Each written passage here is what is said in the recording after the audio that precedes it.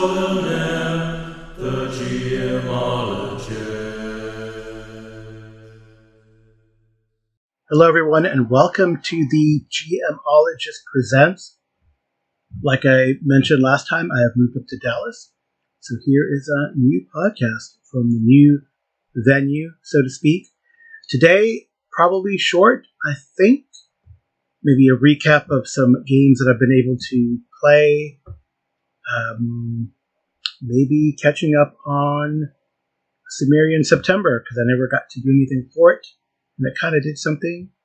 And lastly, maybe to do a little bit of chaotic OSR October, because October is almost done, and tomorrow is the last day of October, Samhain or Halloween, depending on what you believe in and what you call it. So, yeah, let's do a reading then for Cimmerian September, catching up. I was able to recently reread my most favorite story in Robert E. Howard's Conan saga, written by Robert E. Howard, and that is Beyond the Black River. I've always liked this one, and I read it again recently, so I'm going to read maybe the first paragraph and maybe a couple of the last paragraphs in the story. Not going to be as cool as if you heard a reading by Arlen Walker on Live from Pelham's Wasteland, but it might be kind of interesting. All right, here we go.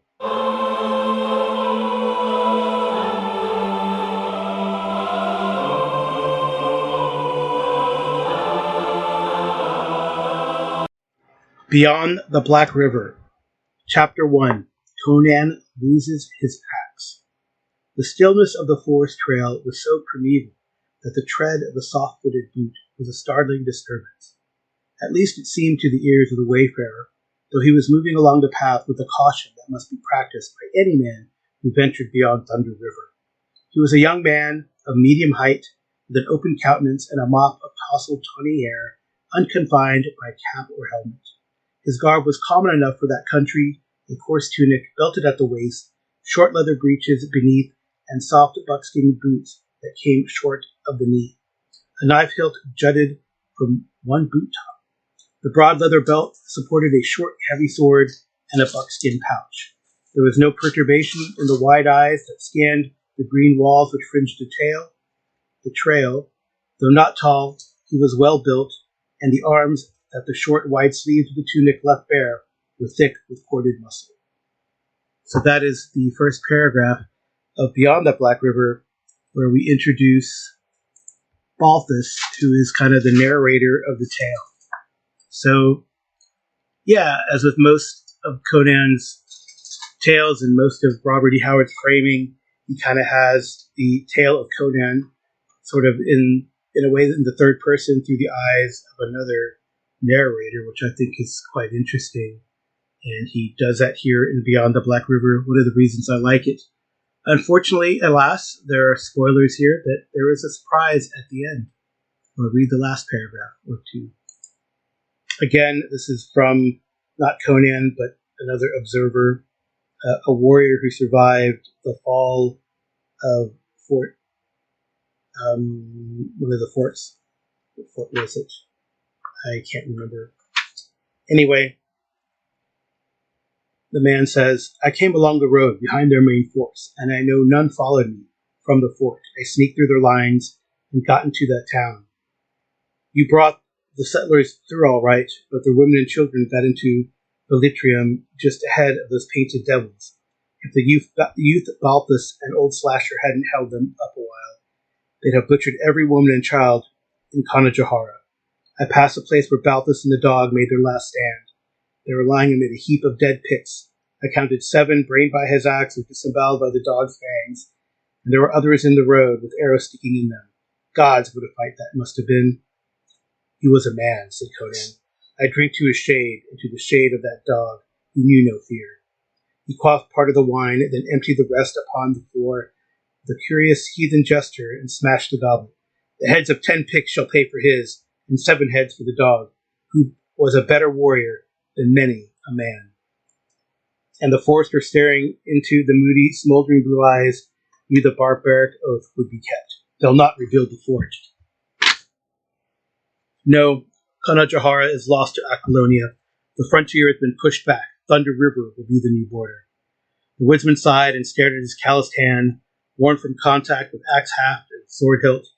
Conan reached his long arm for the wine jug. The forester stared at him, comparing him with the men about them, the men who had died along the lost river, comparing him with those other wild men over that river. Conan did not seem to be aware of his gaze. Barbarism is a natural state of mankind, the border said, still staring somberly at the Cimmerian. Civilization is unnatural. It is a whim of circumstance, and barbarism must always ultimately triumph.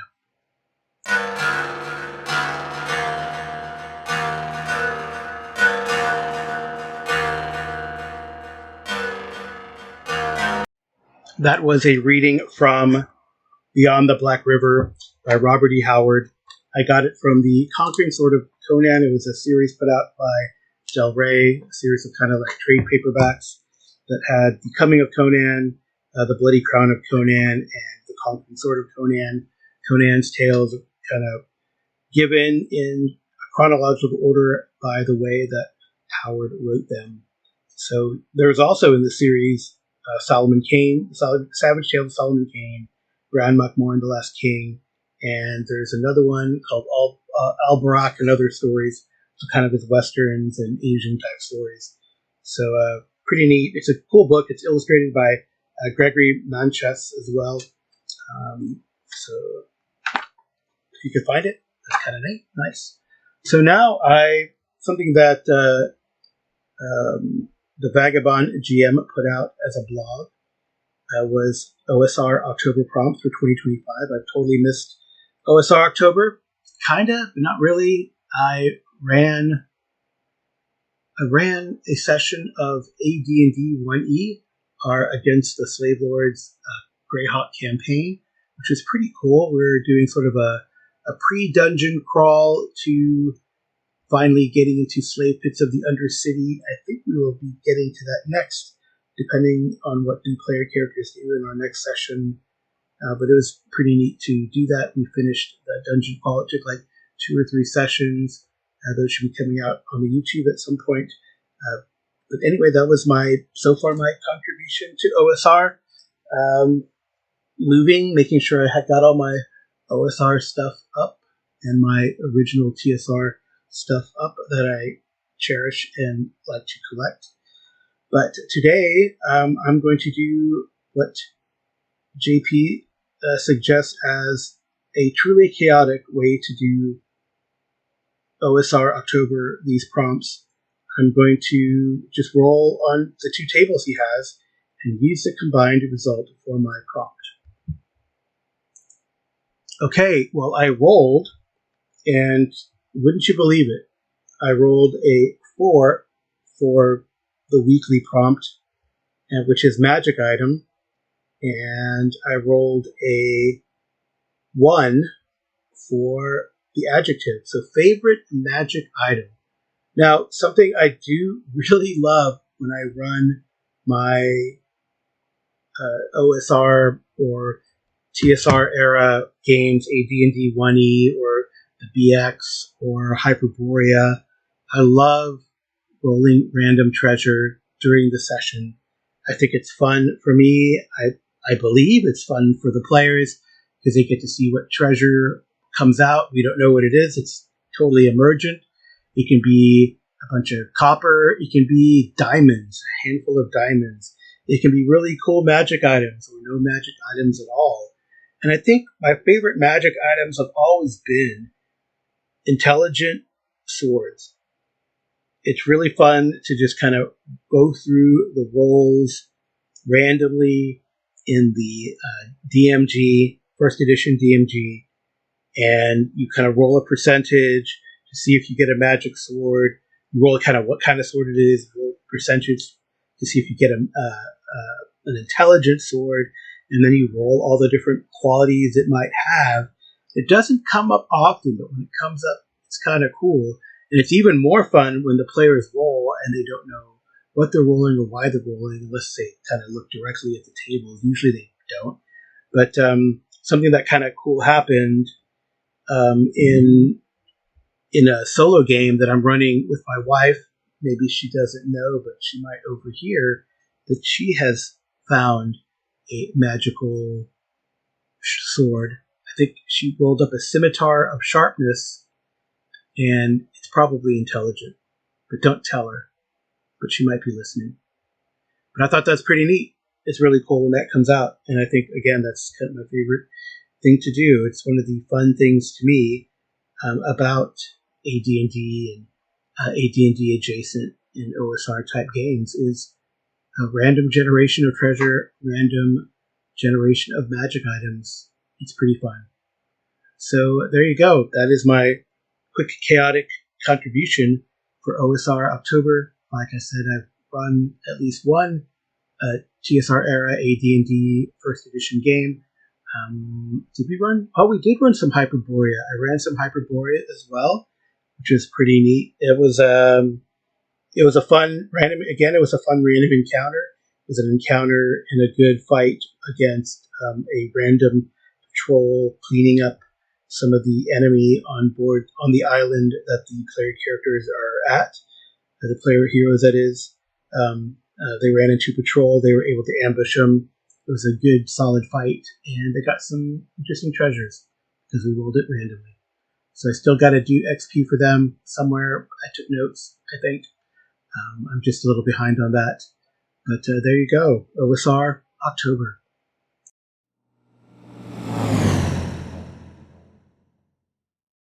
All right, last segment, and then I'll close it out. I did reach a milestone during the last couple weeks. We played the final episode of The Enemy Within. It's a campaign that started back in March of 2021.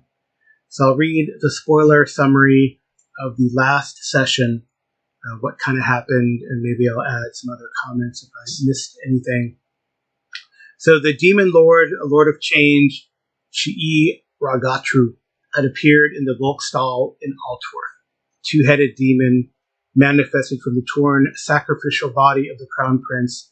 It was great when one of the player heroes, Marastra, the elven amber mage, kind of said, "Oh, he was a sacrifice." They thought he would become the demon, which was kind of interesting in the campaign that was revealed. So the heroes, Baron Reginald had Galmaraz in his hands, Galmaraz being the holy hammer of Sigmar, the actual hammer that was a fake for the longest time in Altorf. He's also the champion of Middenheim, totally loyal to the Graf of Middenheim. Then there was Marastra, the Elven Amber Mage, as mentioned. Guthrin is a dwarven engineer Ironbreaker, and they attack this monstrous demon. Meanwhile, Heinrich, who's a wily thief priest of Rel, bolstered with the trio with these protections, that would prevent creatures from attacking them, creatures with low wills from attacking them, so that kind of helped with all the little minions that the demon summoned and the cultists that were also in the Volkstall trying to cause shenanigans. Baron Sebastian, who is a witch hunter of Marina, he was fighting a ghoul and chaotic pain doctor who had been poisoning the emperor, Karl Franz, and in this attempt he was rescuing the emperor's consort, Maria Louise von Walfen. So while Marastra fell from the first strike of the demon, kind of smashed him with a big staff, his resolve kept him in battle to strike at the beast. He also countered one of its foul spells and laid waste to cultists and horrors that fought alongside their demonic master with spells cast here and there. Guthrin had his rune axe, Mountain Breaker, and Baron Reggie, I'm going to call him, with Galmaraz, fought and dodged, hammered and sliced, and eventually knocked the demon prone at one point. Reginald was able to stun it by smashing it in the head with his relic hammer, and Guthrin then sliced off one of its heads. Then Reggie crushed another. The beast had been ignited constantly throughout this 4 or 5 rounds of combat with holy fire from Galmaraz, and they burned it back to the abyss. Chi'i Ragatru cursed and promised revenge on the dwarf, elf, and human champion. So other highlights from the battle, like I kind of narrated what was going on in the background while the heroes were dealing with the demon, and while Sebastian had his own little fight going on. Oh, of note, the ghoul that he fought was a former player character.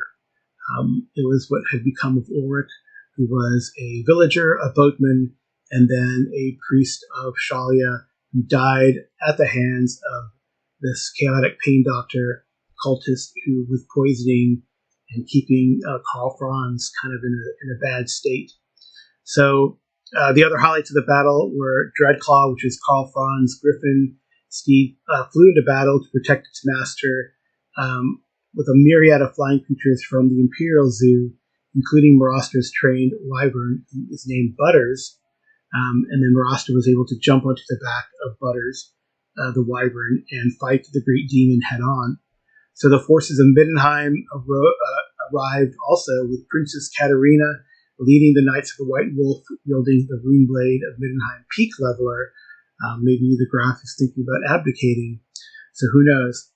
Then also, to bolster the forces of Middenheim, the dirigible Skywolf, which was kind of the flagship, let's say, of the Graf's son, the Baron Toadbringer, his bastard son, was there also firing cannon with its dwarven crew and the like, blasting demons left and right that were flying over Altorf. Interestingly, Baron Reginald dutifully handed over Galmaraz to the Emperor, and one of the player characters, the one who's playing Lord Sebastian, actually had wanted him to keep it and become the Emperor himself, kind of be an usurper. But with the Emperor, when he was restored, he gave the heroes accolades, baronies. I think Sebastian has 2 baronies now, including the barony of Wittgenstein, the castle that they destroyed. Excuse me. Reginald probably is getting, or did get, a marriage proposal from Princess Katarina. Like I said, perhaps the Graf is abdicating for the princess, and well, Reginald will be the sub-Graf. I don't know, the Graf consort, whatever the title might be in Middenheim. And other things happened as well. I think a cool thing too is Marastra was given the title of the Imperial Zookeeper. So that's kind of cool. He gets to watch over his animals. Heinrich and Guthrin really didn't want anything, though I think Guthrin will probably ask the Graf of Middenheim for help to reclaim the former Skavenhold, Karakal, I think it's Karakal Gaz or something like that they blew the top off, which had the big old warp stone during the campaign.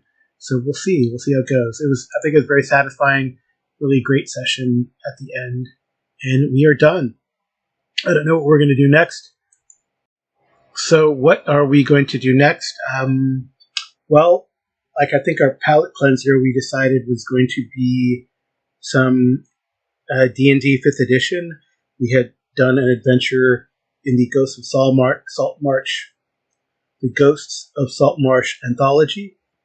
I might just sandbox it and see where they go and what they want to do. Maybe it'll turn into Danger of Dunwater, I don't know. And then we were planning on doing Imperium Maledictum, so also percentile dice, but in the 40k verse as opposed to the Warhammer Old World, the Empire. We might do something else, I don't know. It'd be great to revisit the Warhammer verse, and I know they're coming up with a revised edition out soon. And then they have Old World, which takes place several hundred years earlier and uses a totally different set of rules. And then in the opposite Thursday, we kind of alternate games. We will be doing Star Wars. We'll be doing Star Wars, and then we'll jump back into Bloodlords. We'll see how that goes. We've done 3 out of the 6 Bloodlords books. Number 3 was a little underwhelming, but 4 looks to be more promising, more intrigue, more interesting setup for a fight, and less, fight chasing or fighting through a dungeon, which is not Pathfinder's best way of playing, in my opinion. Anyway, thank you guys for listening. I will end it here. Thank you, TJ, for the intro and outro music. Thank you, Streamrolla, for the cover clip art. And thank you again, listeners. If you would like to comment, which would be great, I do have a couple call-ins to catch up on, but I was trying to get some folks to help me answer them. So maybe in the next episode or a few, I will get to those. So apologies if you had a call in and it hasn't been answered. They will be coming. Anyway, you can contact me by dropping me a direct message through Discord, like a voicemail message, or sending it to geomologist@gmail.com. I also have a SpeakPipe account that you can drop a line to. So thank you so much for listening. Good night and good rolling.